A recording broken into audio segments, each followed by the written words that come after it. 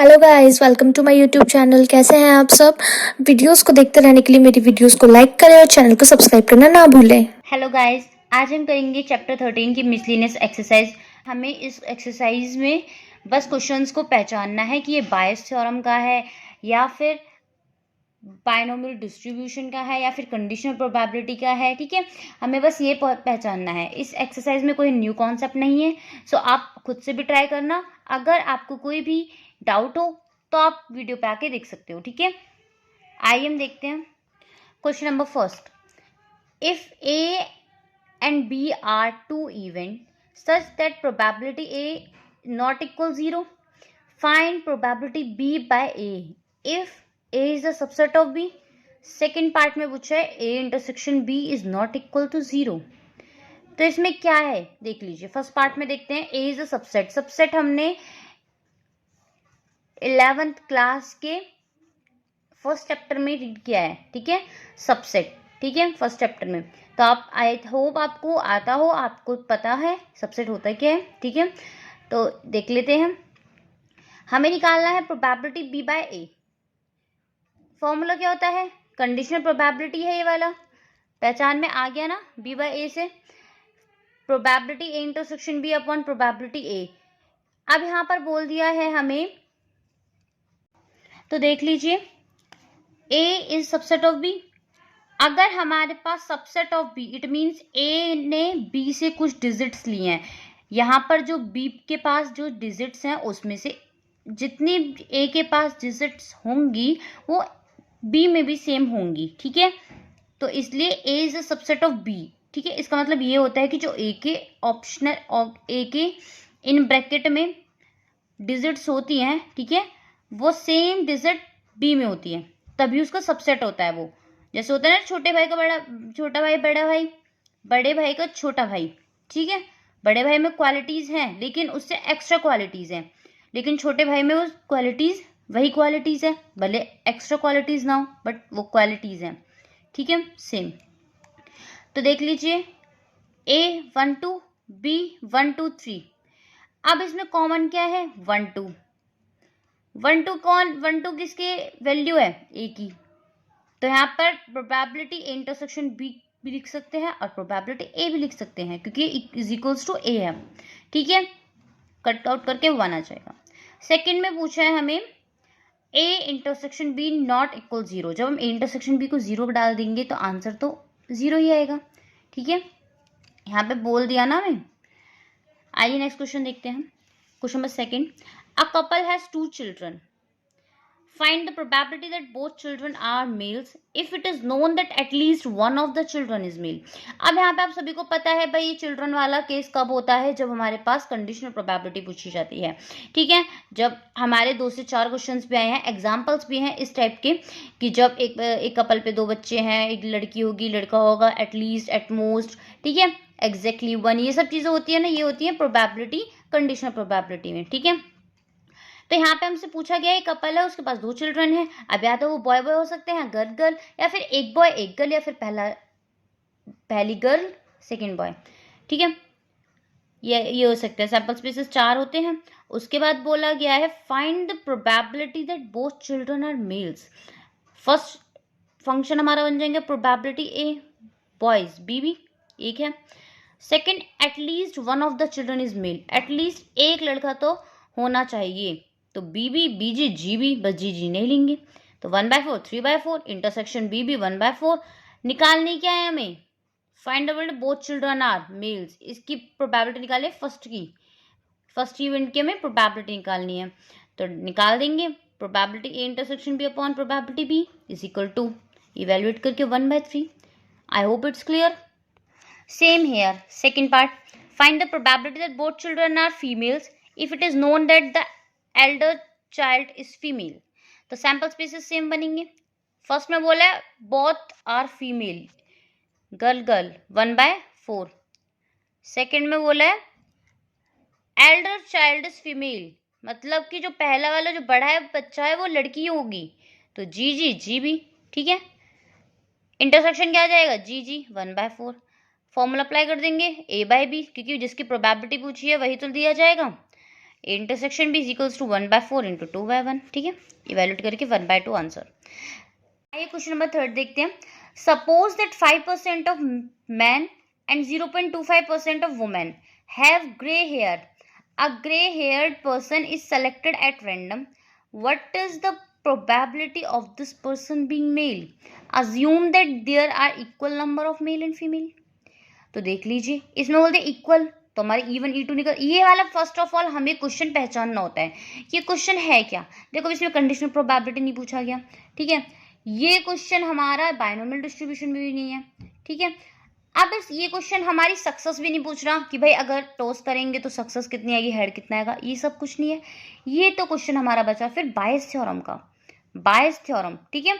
यहाँ पर A/E1 जो हमने फॉर्मूला अप्लाई किया था ना, probability E1 into probability A/E1 upon probability E1 into probability A/E1 plus probability E2 into probability A/E2, है ना।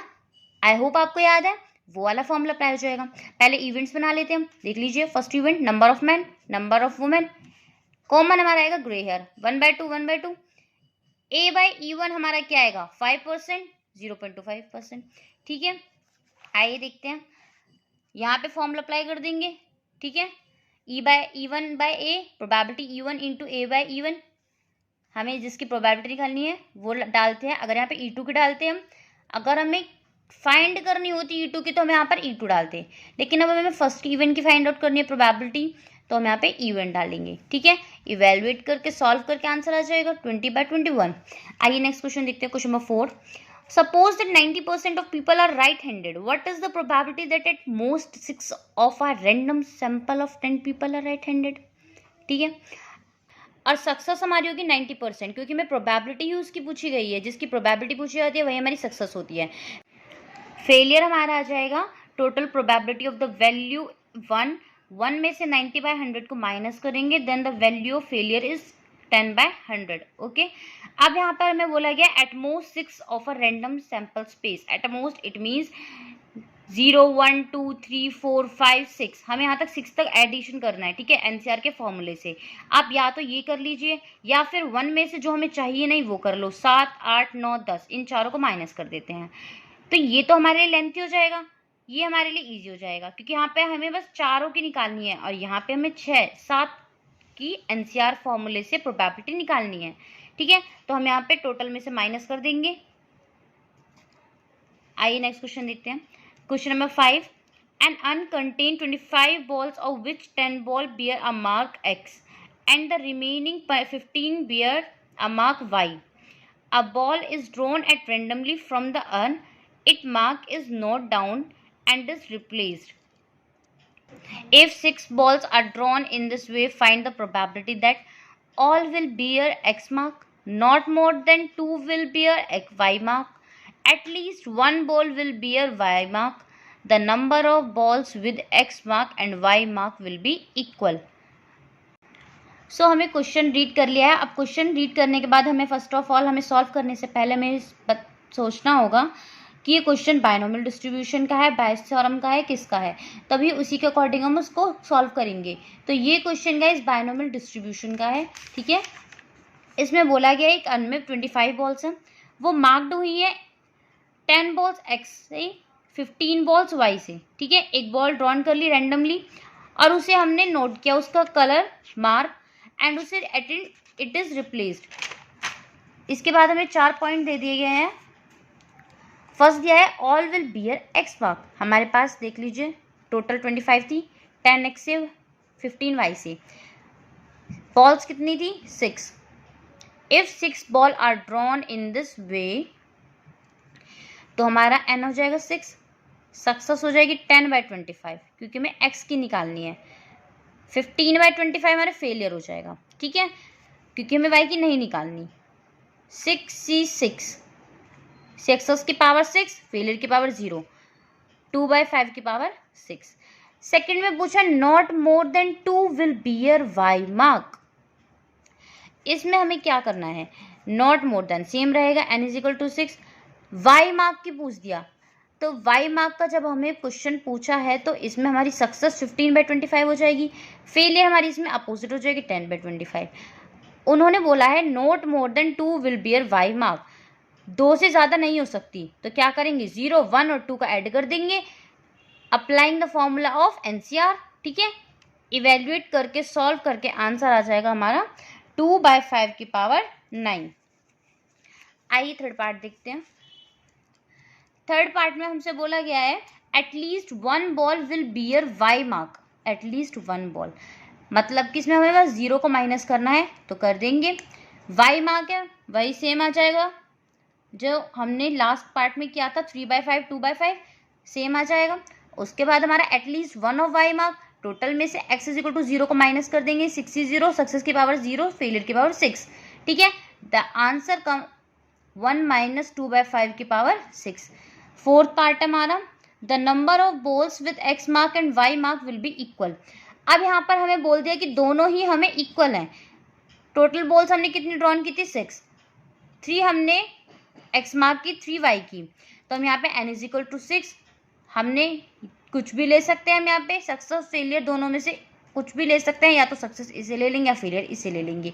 तो हमने यहाँ पे सेम ही रखा, y की वैल्यू, y को हमने सक्सेस माना यहाँ पर और x को हमने फेलियर माना। यहाँ पे हमें जब इक्वल बोला है तो 63, सक्सेस की पावर 3, फेलियर की पावर 3, एंड द इवेल्युएट करके आंसर आ जाएगा हमारा 864/3125। The next question is question number 6। In a hurdle race, a player has to cross 10 hurdles. The probability that he will clear each hurdle is 5/6. What is the probability that he will knock down fewer than 2 hurdles? तो यहाँ पे हमें जो 5/6 दी है वो तो हमारी हो जाएगी फेलियर, क्योंकि हमें बोल दिया गया कि हमें प्रोबेबिलिटी किसकी निकालनी है कि वो 2 से ज़्यादा हर्डल को क्रॉस नहीं कर पा रहा, ठीक है। तो सक्सेस हो जाएगी हमारी 1/6, फेलियर हो जाएगी हमारी 5/6 और हमारे 10 हो जाएगा हमारा n। तो सेम वही करना है, 0 + 1 को ऐड कर देंगे, NCR का फॉर्मूला अप्लाई करके आंसर आ जाएगा हमारा 5/6 की पावर 10 + 10/6 इंटू 5/6 की पावर 9। तो ओके गाइज, यहाँ पे हमारी वीडियो फिनिश होती है। नेक्स्ट वीडियो में हम करेंगे 7 to 13 क्वेश्चन एंड इस एक्सरसाइज को एंड इस चैप्टर को कंप्लीट कर देंगे, ठीक है। Okay guys, bye. अगर आपको इस वीडियो में कोई भी प्रॉब्लम हो तो कमेंट बॉक्स में जाकर ज़रूर बताइए, एंड वीडियो पसंद आए तो वीडियो को लाइक एंड चैनल को सब्सक्राइब ज़रूर कीजिए, एंड वीडियो को ज़्यादा से ज़्यादा शेयर कीजिए। Stay safe, stay home. Thank you so much guys.